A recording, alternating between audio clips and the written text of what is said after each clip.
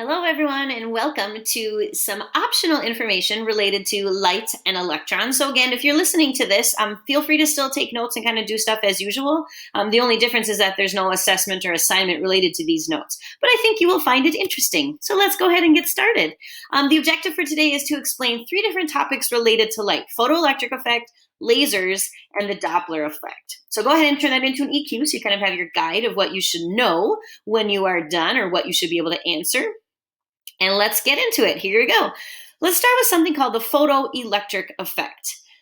The photoelectric effect, I'm going to start with the conclusion that came from studying this photoelectric effect. What it does is it describes light as quantum of energy particles instead of thinking of light as a wave, which is what we've been doing the whole rest of the unit.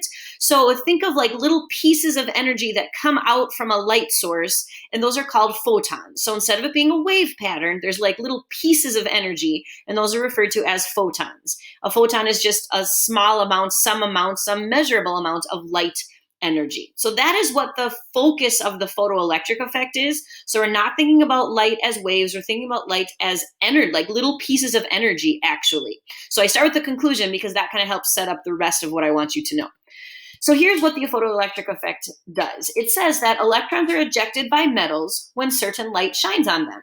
Okay, now that sounds really like amazing and special and wild, but think of it, this is solar panels, right? Solar panels work because whatever metal that is being used, UV light from the sun shines on it. That has enough energy to move electrons in the atoms of those metals. And then as the electrons move, that's what electricity is. So then it creates a circuit. So that's what the photoelectric effect is, what solar energy is based upon. But it only works with certain light and certain metals because of something called the threshold of energy. The threshold of energy is sort of the boundary of energy between observing the photoelectric effect or not observing the photoelectric effect. So you have to be above a threshold of energy to actually observe electrons being ejected by different light. So if it's below the threshold of energy, like for example, let's say we had a sodium panel and red light was shining on it. Well, we know that red light is our lowest energy of light that we can see. So what this is saying is that nothing will happen. The red light will just shine on the sodium. The energy gets absorbed, but nothing happens. Nothing else happens. So that's if the light being shined on the metal is below the threshold of energy, you don't see anything. So if it's above the threshold of energy, this of course is what we are hoping for because this is interesting. So if you took that same sodium panel, but now you shine green light on it, or in this case, another picture has blue, but green light is a little bit higher energy. So red was not high enough, but maybe green is high enough so that when green light shines on sodium, those absorbing of the energy, it's enough to actually move the electrons between the atoms in the panel and the panel of the metal, and it actually ejects those electrons, moves them, and then that can create electricity. And then if green light worked, then of course blue would also work, but it would change how those electrons are moving. So if you take green light, so if green light works, but now you make it a higher frequency, so let's say I change it to blue or violet, you get a higher velocity or speed of the electrons ejected. So in this case, like, okay, so this amount of light, this is of course arbitrary, produced 3 electrons. This amount of light will still produce 3 electrons, they'll just move a lot faster. So that's the idea. The other option is, well, what if I take my green light and I know that that's above the threshold of energy and I keep it green, but I make it more intense green. So like a brighter green light, what would happen then, instead of just like these 3 electrons going at some speed, maybe you get 10 electrons at that same speed. So frequency is related to speed, and then intensity is related to the amount of electrons that would actually be ejected. Now, I actually have a pretty good simulation that I can use to represent that. So I'm going to do some clicking in and out of my screen here, so just kind of bear with me while I get organized. But I want to show you a pretty good simulation of the photoelectric effect. So what I have here is kind of a system of a circuit. Here's light that's shining on it. The metal that I've chosen right now happens to be sodium. You can toggle between other things. If you're curious, you can find this online. PhET simulation called Photoelectric Effect. And so I've got sodium that is being shined on. The red light is what I have right now. Intensity is at 50%. And then we'll hit play. So you can see that this is trying to produce some type of current, right? It's trying to produce an electric current. But what we see is that the red it's not enough to do anything. So nothing is happening. So if I increase my frequency to orange, let's see if anything happens there. Nope, not so much. How about yellow? Nope, I'm still not getting anything. What if I start going to green? Nope, not yet. So I'm not above that threshold. There we go. So this amount of energy is enough to make the electrons start to eject from the sodium. So that's the idea here. So green light is enough to create that circuit and connect these two panels. And then if this was set up to actually collect data, then you would see these numbers. So just ignore this from now. So green light is above the threshold of energy for sodium. So now these electrons are actually being transferred in this system. So green light works. Okay, so that means that if I increase the frequency, what I should see is electrons coming out faster. So not more electrons than there were. So these slow ones are the green light, and then you see the faster ones. So then the other option is that I can keep it this blue light, but I can increase the intensity. And so now you start seeing more electrons coming out each time, but about the same speed as they were before. So that's kind of the idea of the photoelectric effect. So this is basically what solar panels are used on. So when people are building solar panels, they are choosing metals that can be excited by the UV light from the sun. And then that is what will move the electrons, create the circuit, and then that will cause, now you can see that the current is high enough because enough electrons have been moved. So that would be the thing that people would have to try to figure out when they are building solar panels. It matters what elements you use here because you want to get enough of a current for it to actually matter. So that is the photoelectric effect. All right, let me go back into here. And we already did all of this. All right, go ahead and write your level 1 question so far about photoelectric effect. Just thinking about this idea, what it means, a little bit like that. All right, the next thing I want to talk about is lasers. Did you happen to know that lasers is an acronym? Maybe you already knew this, maybe not, but since you know that lasers has something to do with light, go ahead and pause the video and see if you can predict what laser stands for. All right, let's see if you were correct. Laser is an acronym that stands for light, amplification by stimulated emission of radiation. So here's a really good example of a pretty simple laser. So the idea is that you have some type of power supply, which is going to amplify your light, it's going to stimulate your light so that it can be emitted. And then you've got these reflected mirrors that amplify it. So instead of it just being a light source that just goes right out the end of this kind of like laser gun, you've got these reflective mirrors that keep intensifying or amplifying that light that has been stimulated by your power supply. So some sort of electric source or power supply is giving energy to whatever sample you're using. So a ruby in this case. So the ruby crystal is being stimulated by the power supply. The light that the electrons are producing, because the electrons in the ruby are moving up and down, and when they come down, they give off energy.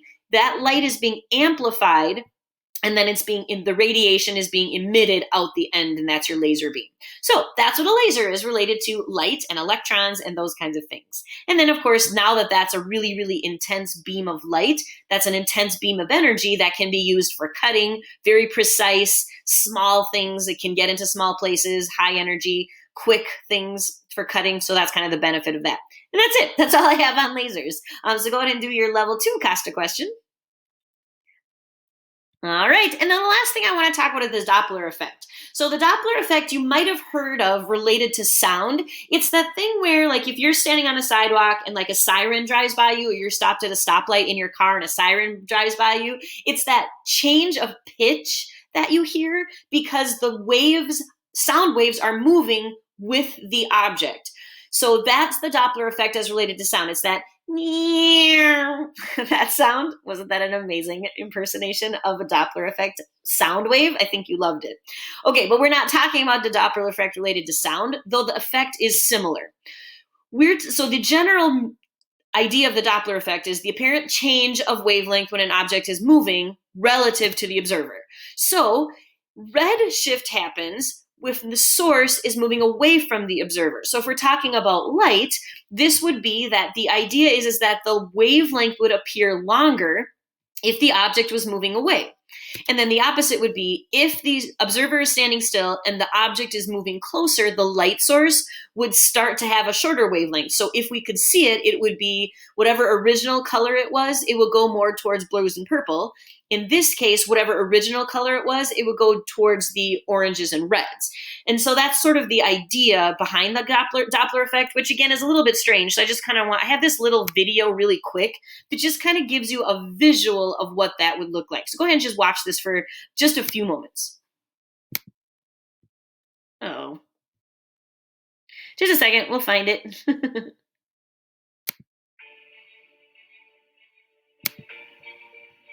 Or maybe not. What's going on here? Change in wavelength There we go. also applies to light from moving objects. So imagine a star, let's say it's moving in one direction across the screen, and you notice that the light waves in front of the star are compressed to shorter or bluer wavelengths, while the light waves behind the star are stretched out to longer and therefore redder wavelengths.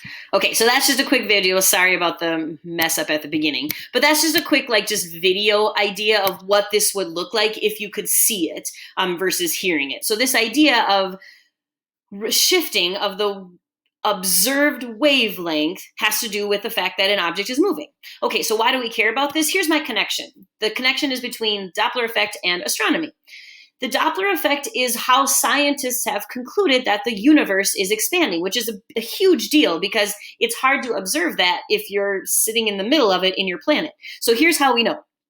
We know that stars are made of hydrogen, and we can measure the spectrum of energy given off by hydrogen here in a lab on Earth. So this is what it would look like. So this is a spectrum of hydrogen. This is called a dark line spectrum because there's certain places where hydrogen is absorbing energy and then certain places where hydrogen is giving off energy. So that's the example of some type of lab spectrum measured here on Earth. Then we measure an observed spectrum from a star. So a star is giving off light from space. We can measure that spectrum in our lab on Earth from the sample that's giving off light from space, and we notice that it looks different. So this is the lab spectrum, this is the galaxy or the star that we're measuring, and you can see that normally the lines should be here, but now they're moved this direction towards the red end of the spectrum, meaning that it is longer than it is expected. This is called redshift, and since it's longer than expected, this means it's moving away. And then our conclusion is then the universe is expanding. Here's just a visual of it. So if we had no expansion and we're measuring, it could be radio waves or whatever else we're doing, so stationary galaxy, and if the galaxy is moving away with the expansion of the universe, then those radio waves that were measured, those would stretch out longer, and then you end up with seeing that redshift that way too. So just another kind of visual of why we care about the Doppler effect related to light. All right, so now that we're talking about space and astronomy, maybe you can make a connection with that with your level 3 question to kind of end these notes. All right, and then that's it. That's our extra notes on light, just some things that might be interesting to you, but it kind of caps off our discussion on light and energy. So that is now officially the end of Unit 7. So just to clarify, all Unit 7 work should be done at this point. Any of the notes, CASTA questions, summaries, the reading on exceptional electron configurations, any of the practice problems, all that stuff should be done. And then the things that you should have submitted on Schoology are the Miss K Remember Me Day 1 assignment, the Flame Test Lab from Day 3, the electron configuration worksheet, and then the Unit 7 quiz. All of those things should be submitted before our next class period. And the next class period will be the start of Unit 8. Because of the AB schedule and no school on Friday, April 10th, that means that the next class period will be for hours 1 and 3, Tuesday, April 14th, and for hours 2 and 4, it'll be Monday, April 13th. But for both of those, that'll be the start of Unit 8. It just turns out that hours 2 and 4 will be a day ahead instead of hours 1 and 3. All right, thanks for tuning in. We'll see you next time.